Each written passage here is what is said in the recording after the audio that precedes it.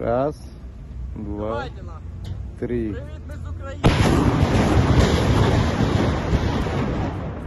Bayrak Ukrayna, bayrak xona emas, bayrak Afg'oniston kasi bayrak mamlakat emas.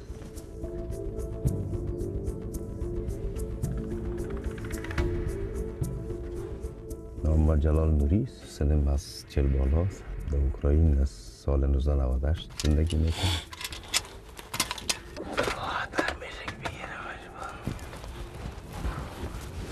من مطمئن بودم 99% من مطمئن بودم که روزها در کیف میرسه.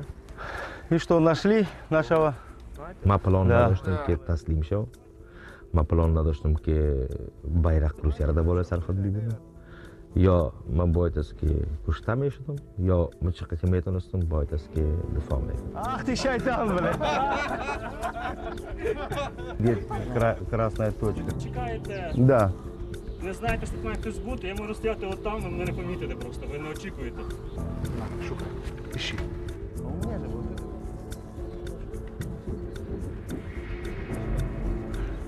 Be careful.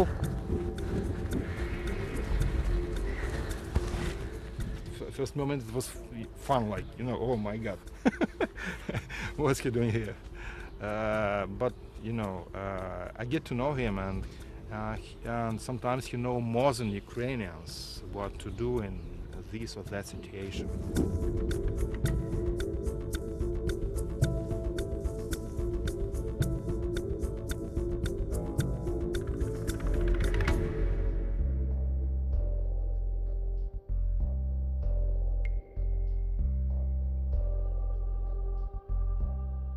فکر میکنم که اگر روسا در افغانستان نمیاد شاید زندگی بهتر داشتیم.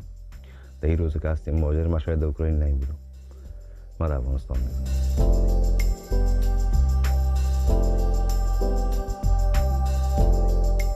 جماهیر شوروی یا روسیه فعلا اما استراتژی از این مردم تغییر نکرده. استراتژی نیست که یک مملکت غریبتر از ضعیفتر، یک مملکت کارمیش ضعیفتر است، اقتصادش پایینتر است و به حساب مستمره بسازه. سلام با جندا. حرکت میکنم. آل راوندر بودم. افغانستان کابل جان کپ قسم کپم بود ستاره وشوش. علمی مدالا شاید اینم یک زینه بوده که ما در اینجا رسیدیم.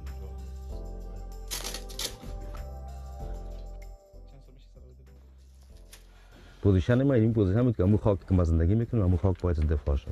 در افغانستان اگه ما زیر سن بودم، پدر مادرم رفت، من مجبور بودم برم. و تصمیم ما این بود که ما دفاع میکنم از اوکراین. چون اوکراین خانه ما.